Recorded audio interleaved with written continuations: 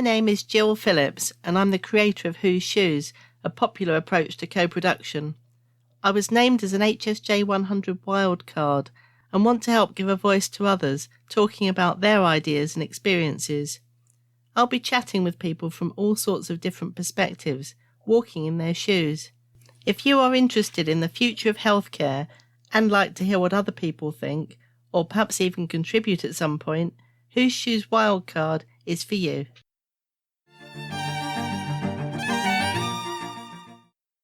I'm very proud of my Wildcard Whose Shoes podcast guest today.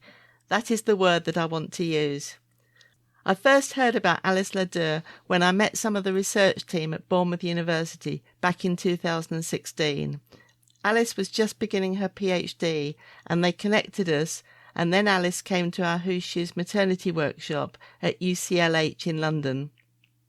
Alice loved Whose Shoes, and we started to hatch a plan as to how she could use it in her PhD work in Uganda. Today's story is about what happened.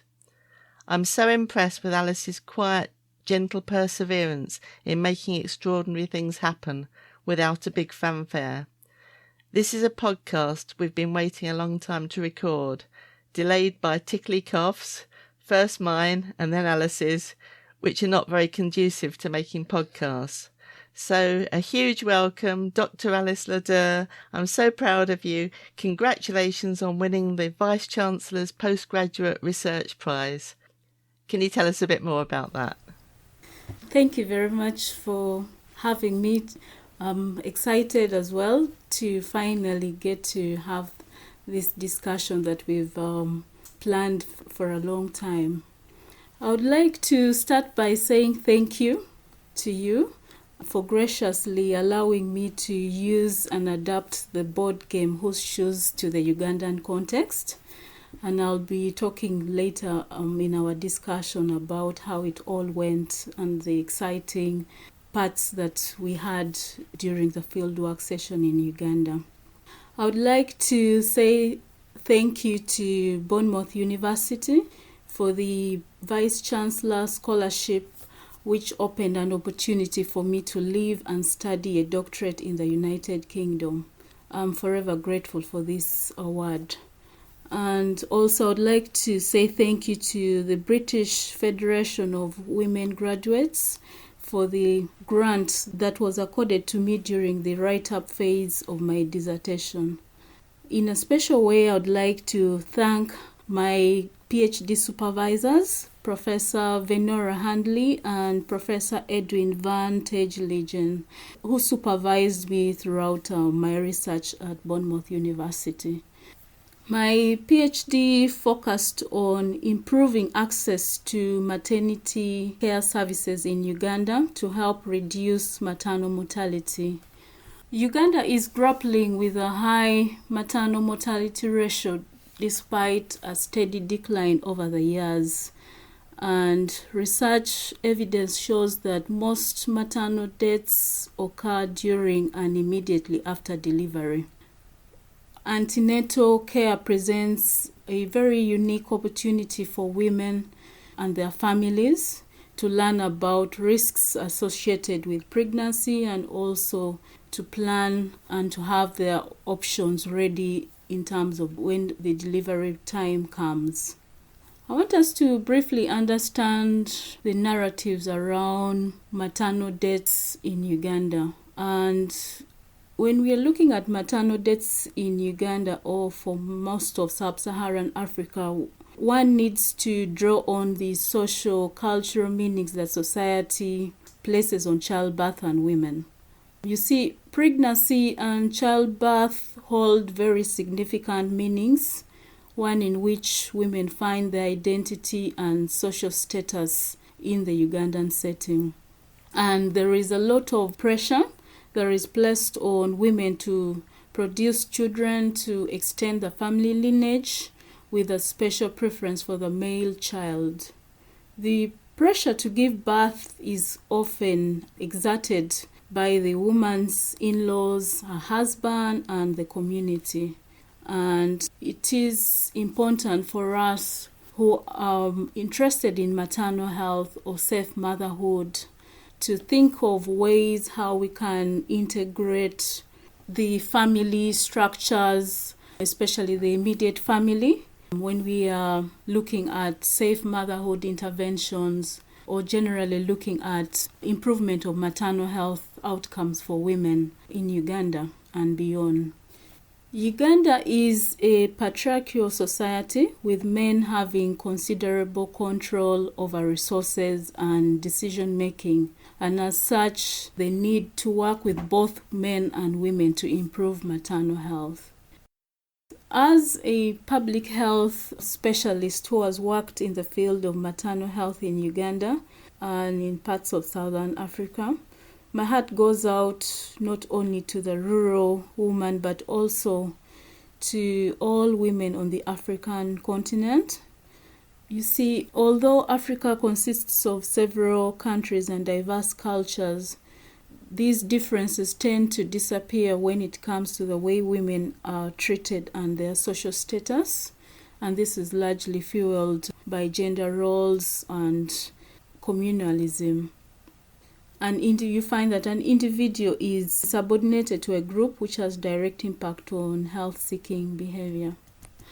My interests in male involvement in maternal health started way back in 2006, right after my first degree, and working in the community, looking at provision of HIV/AIDS prevention services to post-conflict communities in northern Uganda.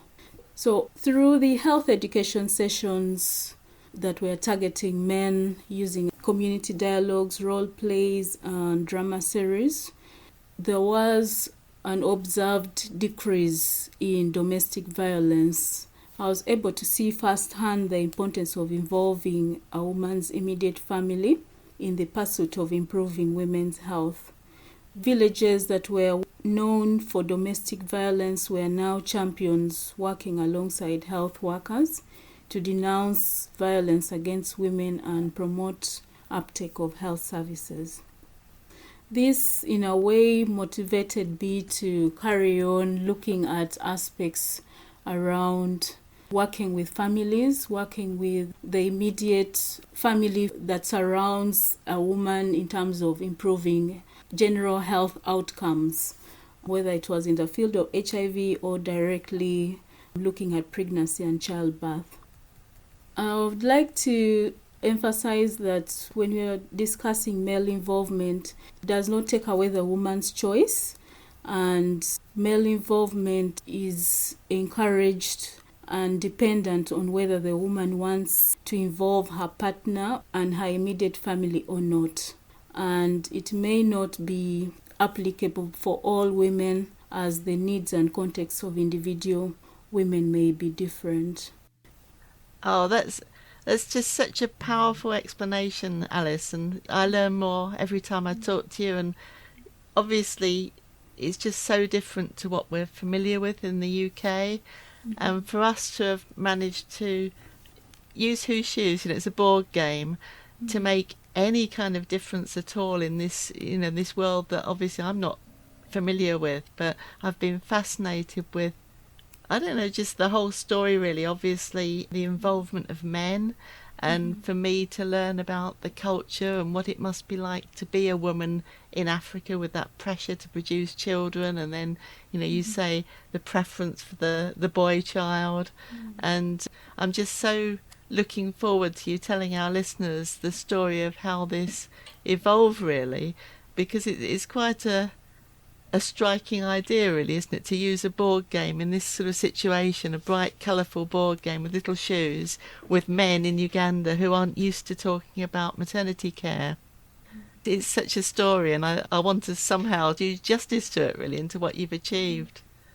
After I attended the workshop in London, which was really an eye-opener for me because I was a participant, it gave me many ideas. We were looking at a number of aspects around improvement of health services within the UK, and we were all seated at the table not knowing.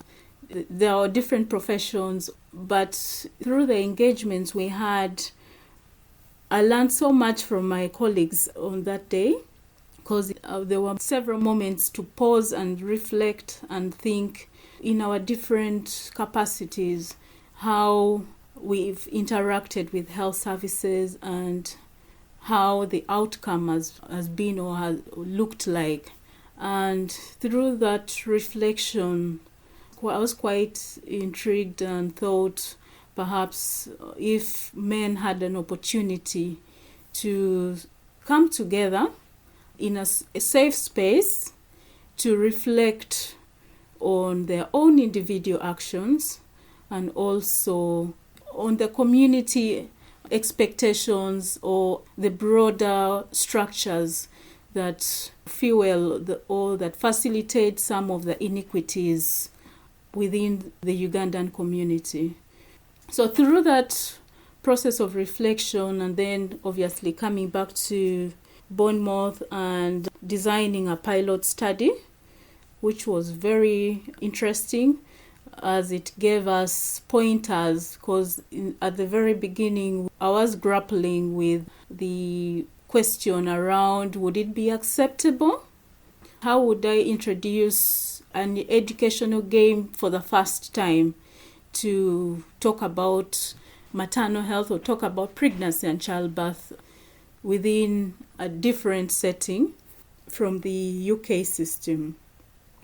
So from the pilot study that targeted Ugandan men that were living in London, it was interesting that once the table was set with the board game and the little shoes, that was the first captivating moment for them. Everyone wanted to look at the shoe, so they held the shoe, the little shoe, and then looked at the game and then looked at the dice and immediately started throwing the dice and picking on cards and without any formal introductions.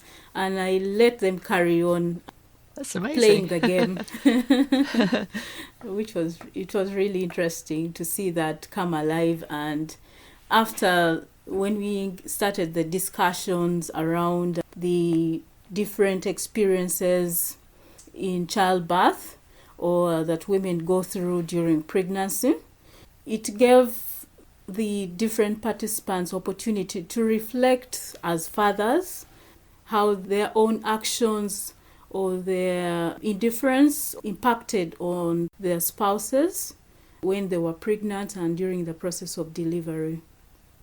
And through that, I was able to see changes as well, immediate changes, because after the session, immediately one of the participants went to check on the wife.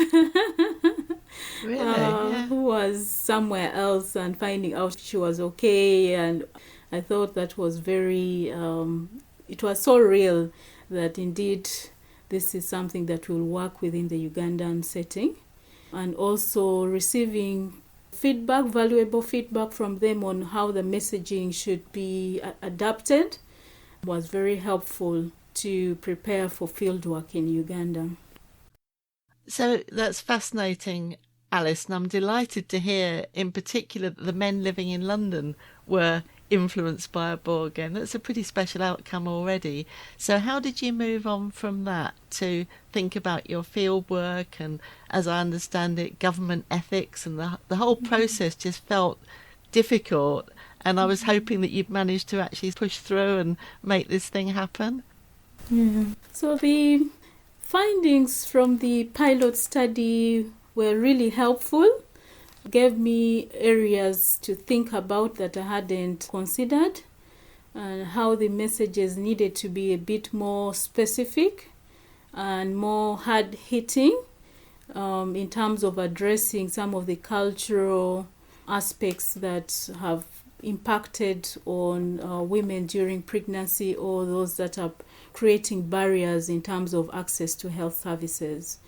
So coming back from the London pilot, I had to think through some of the card messages to be more specific in terms of addressing the cultural aspects. So I included messagings around nutrition, It included case scenarios of women that had barriers or had challenges accessing health services and the outcome, and some of them were tragic. So including some of those very surreal case scenarios made the communities, the men during field work, actually it drove the message home.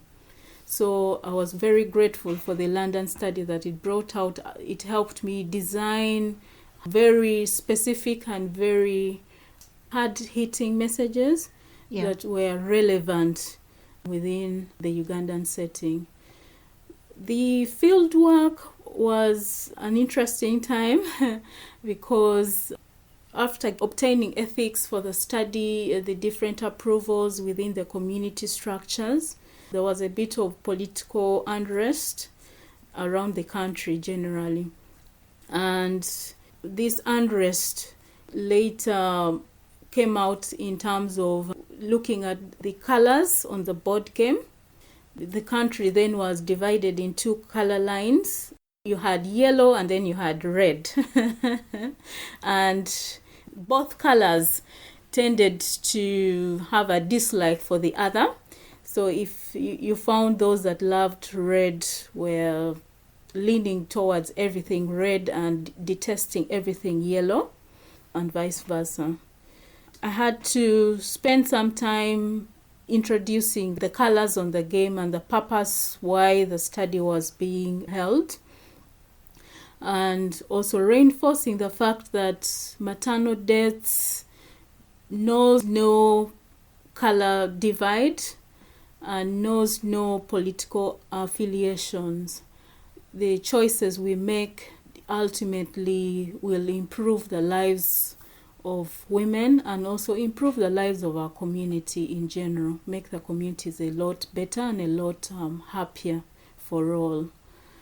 So after the ethics applications and approvals, we went down to the community structures and we also got approvals.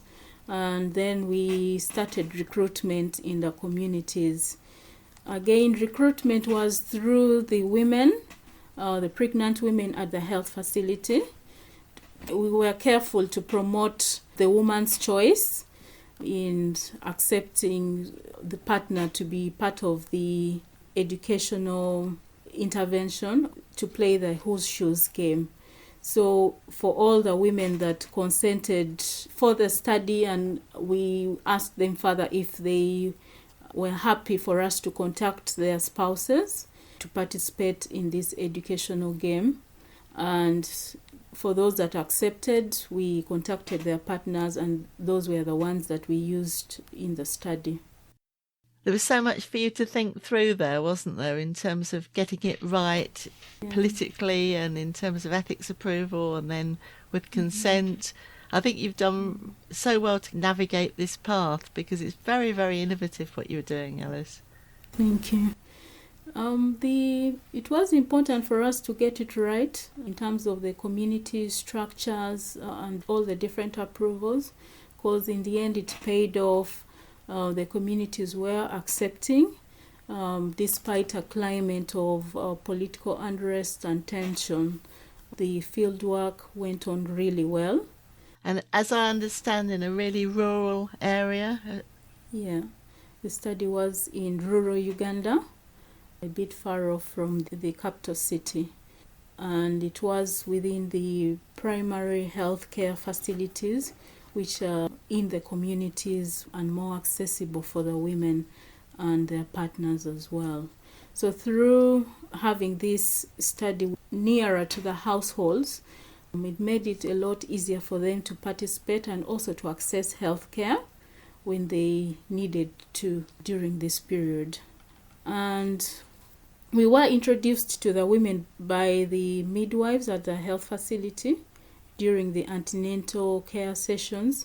So it was really interesting to attend the antenatal care sessions. So once the field work started, the recruitment of the couples, the pregnant woman and the husband, I interacted more with the women And then I had to engage a male facilitator for the Whole Shoes board game due to the cultural dynamics within this setting.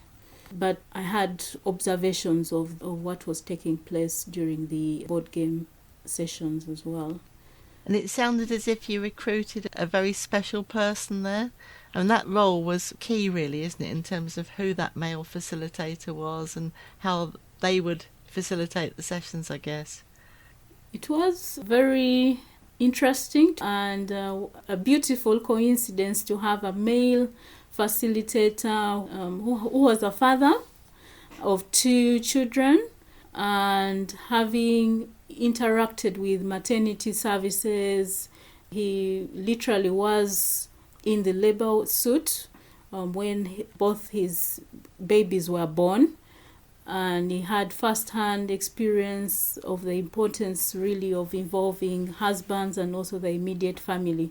So having him as a facilitator was helpful in motivating the participants, the male participants, and really reinforcing the fact that it is possible to be part of the process, and also addressing some of the cultural stereotypes in the communities around having men in the labor suit. So him having been in the labor suit and also having been actively involved during the process of the wife's pregnancy was very helpful, as when he started talking about his experiences, men listened and they were able to open up and share some of their fears as well. And this really became a learning point for all of them. They were learning from each other. And I think that was something that struck me, how, as I understand, unusual it was to get men actually talking and sharing about personal issues and feelings and women's business in terms of childbirth and pregnancy. That was quite a big cultural shift. Yeah, the cultural dynamics are that largely pregnancy and childbirth is a woman's business. So having men interact and talk about pregnancy and childbirth in a way was breaking barriers, and having the male facilitator to facilitate sessions around that was key in giving men opportunities to open up and share their experiences and their challenges alike. And I also want to point out that this male facilitator was very experienced and humorous in how he facilitated the sessions, because there was a lot of laughter. That's good.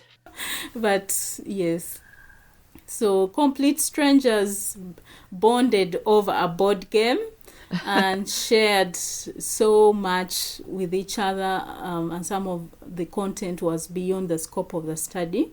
But most importantly, they sought medical advice and they were signposted to the health facilities where they would get medical support, which was a highlight from the discussions as well. I think for me, in terms of an outcome, that learning that women were actually more supported to go to a health facility. I think you'd said to me that at the beginning of the study, men hadn't understood perhaps why women needed to go to antenatal care, why they needed to go to the kind of hospital facilities because they weren't ill. I remember you saying they didn't have malaria. Yeah. So to accept and to learn about antenatal care and to learn that some of the logistics of antenatal care, that it takes time, and if the women were there and they were delayed, that it wasn't because... Tell us about that, what the men might have thought was happening when the women were delayed at the hospital and how that developed. An interesting, or rather a surprise moment for me during the study was learning about some of the misperceptions that men had around maternity services, because a number of men mentioned that they thought antenatal care clinics were spaces where women went to report them. And that's why they took so long within the healthcare setting. So addressing some of those during the discussions helped in allaying some of the fears. We had specific messages around what happens in antenatal clinics, the services that are offered, the importance of antenatal care, both to the woman and to the family, and how importantly men can play a role within the whole process.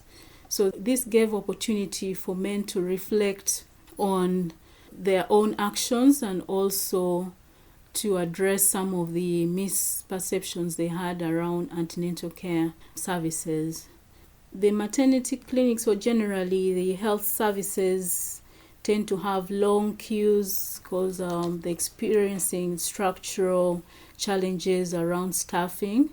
So there are significantly long waiting times in accessing healthcare in parts of rural Uganda.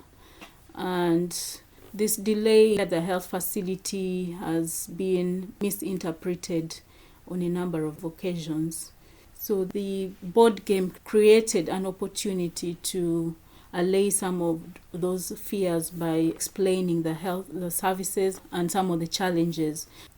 And through explaining the services and what takes place during antenatal care settings, men appreciated more the reasons why women may take significantly longer once they've gone to access care, and also why they need to go for antenatal care in the very first place. Because the perception, again, is around seeking health care when you're physically sick. Yeah. And having symptoms like malaria, fever, feverish or headache, and other complications which can be clearly seen. But pregnancy is not a complication. And explaining the importance of healthcare during pregnancy helped a lot during this period. And that extended to nutrition specifically as well. I remember you telling me the story about the market across the road and the shift in attitudes of the couples. Tell us about the market and the healthy eating. So the study was held across the road from the health facility. And from across the road, it was next to a trading center or next to an economic hub within the village. So I took some time to observe the environment, looking at behavioral aspects of the participants and generally the community. So during the antenatal care sessions, women are encouraged to mind about nutrition due to challenges around anemia, which is largely due to poor nutrition. So women are encouraged to increase their uptake of green leafy vegetables and also animal products. But during the antenatal care sessions that were led by the midwife, I also observed that women tended to grumble or whisper to each other. And during those whispers, they were complaining to each other and saying that it's interesting to hear all this talk around nutrition, but when we get home, we cannot implement it because of the dynamics at home. Our husbands may not be very keen on having these changes made at home. So during those, and again I need to emphasize that within the Ugandan system or in this part of Uganda, men tend to make decisions around nutrition in the home in terms of buying the food at home and also deciding what comes on the table eventually.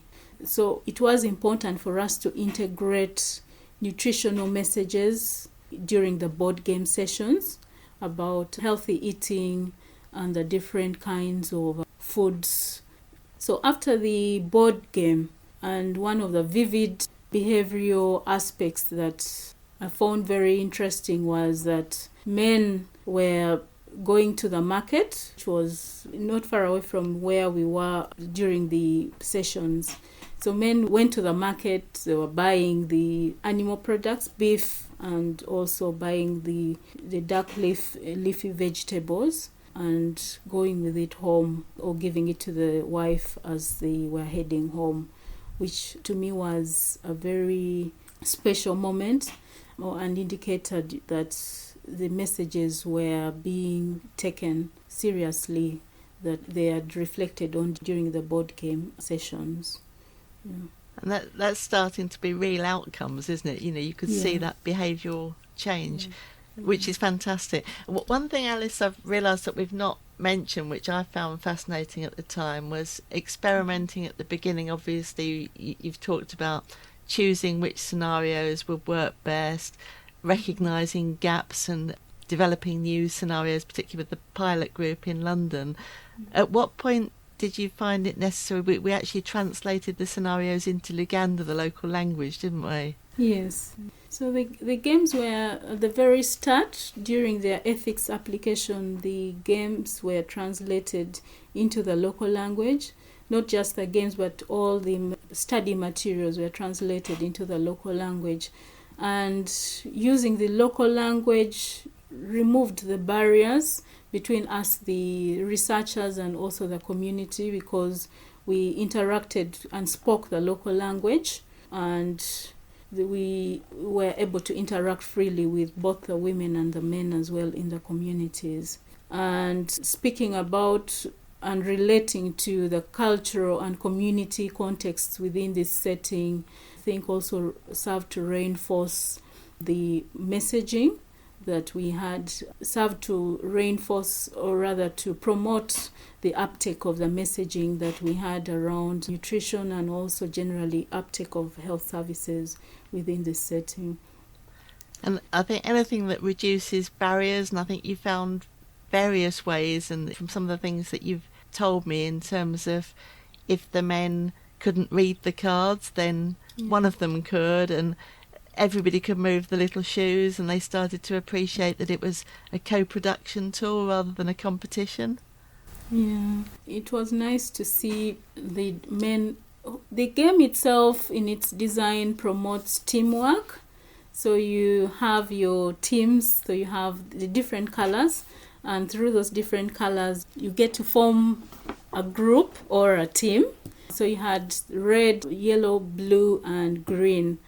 And it was nobody wanted the yellow color, again due to the tensions during the study period, but everyone was fighting over the red color within the board game. But in the end, moving the shoes around, they forgot about the different colors. And I'd like to share one of the quotations, rather an extract from the participants around the game, and also a bit about their views or perceptions they had when they initially walked into the room where they were meant to play the board game. It says that, "When I came here, I saw this board game. I thought it was a children's puzzle. But when we started playing the game, reading the cards, it's really wonderful. And the people who thought about this really thought so well." So lovely. Mm-hmm. So lovely to hear people's actual words, isn't it? I love it.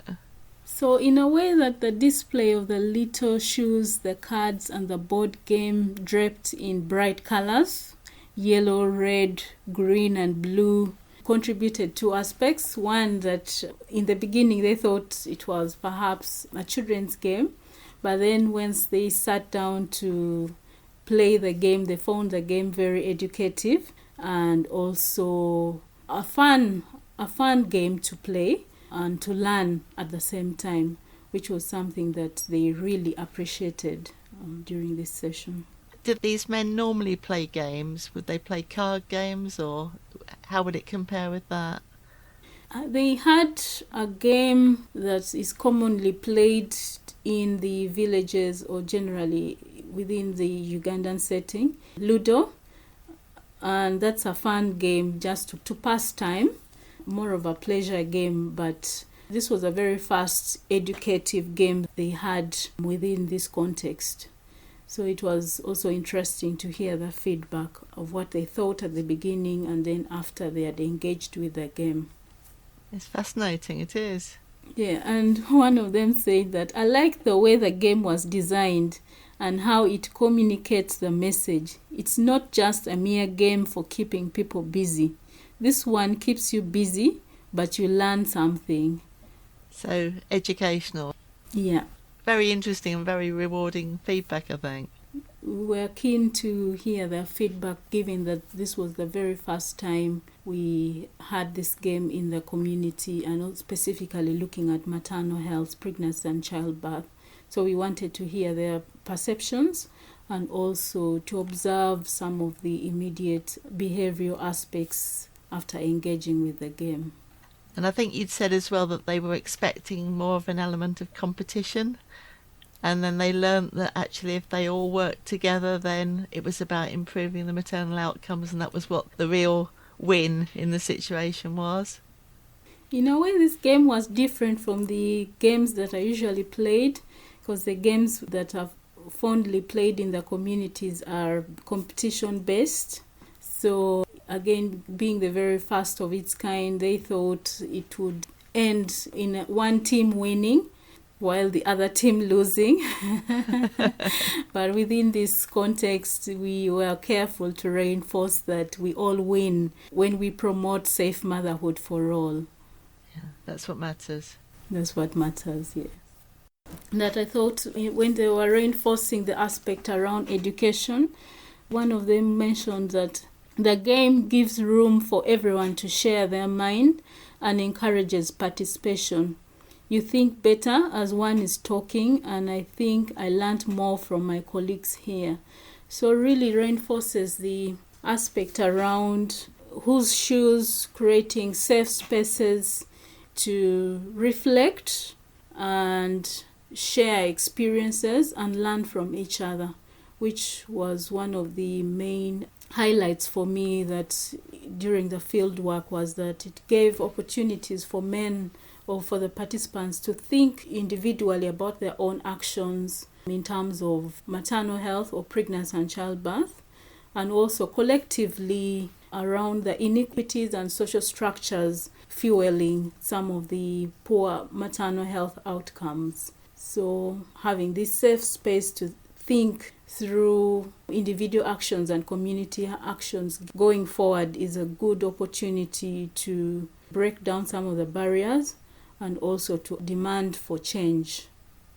Demand for change, yeah.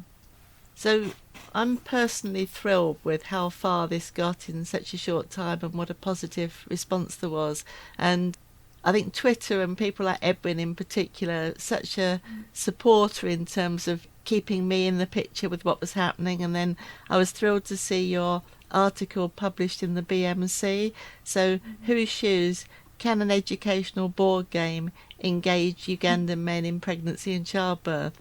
Well, clearly, yes, it can. Yes. And I can attach that into the programme notes for our episode, but have you got any more plans to write up about the research that you've done, Alice, or what might be the next steps as well? So the next steps is to complete the write-up of the Ugandan study and also to share the results widely. I believe that our discussion today has been a snapshot of the entire interviews and experiences, exciting experiences I had in Uganda while implementing the Whose Shoes board game as a health promotional tool. So I believe that there is a lot more to share and also to learn through the entire process and experience. And that's fantastic. I'm so thrilled to be able to capture, as you say, a snapshot of where we've got to at the moment. And actually, I think for people to hear your voice, and talking passionately about your project and your work and so on, I suppose with the podcast series generally, I'm really trying to make things happen for people, for the outcomes that we're all hoping to achieve, for the kind of understanding of people and humanity and how it's not that different in different topics or different parts of the world. We're all united by this humanity. So if somebody somewhere magically could come up with some funding for a longer term study or to take some of these outcomes forward, it seems that there's just so much scope there. If a few short sessions as part of a research topic could shift attitudes to that extent. Yeah, this study was a great eye-opener because it was a feasibility study, so we were testing out a number of aspects around the Whose Shoes board game. And I believe that there is opportunity to expand this a bit more and to explore or to look at long-term behavioral aspects of the horseshoes board game in maternity care. And you went on to win the Vice Chancellor's Award. That was fantastic and very recent. So I think if we hadn't had our tickly coughs and we'd recorded this a few months ago, then perhaps we wouldn't know about that and be able to talk about that and congratulate you here on the podcast. Thank you. The highlight of the PhD, the whole fieldwork process in Uganda was seeing pregnant women coming back to access antenatal care services a lot happier and a lot relaxed. And I had opportunity to ask them some of these experiences during the focus group discussions, and they attributed this to the men knowing about the importance of antenatal care, and they didn't have to explain in greater depth why they needed to seek care when they were not physically sick or presenting any symptoms. So to me, that was really special, and it summed up the whole fieldwork and the whole use of adapting horseshoes board game to the Ugandan context, that yes, this is an opportunity for us to explore in terms of the use of educational board games in health promotion and specifically in maternity services. Well, that's a tremendous result, and I'd like to say that I'd like to support you going forward in whatever way there might be an opportunity for you to extend this work and to continue this impact. Thank you. So thank you, Dr Alice Ladur. I'm so proud of you, and thank you for joining me on this podcast. I'm glad your tickly cough's better, and let's keep in touch and see where you go from here. You're amazing. Thank you for this opportunity. I've enjoyed having this discussion. I hope you have enjoyed this episode. If so, please subscribe now to hear more of these fascinating conversations on your favourite podcast platform, and please leave a review. I tweet as Whose Shoes. Thank you for being on this journey with me, and let's hope that together we can make a difference.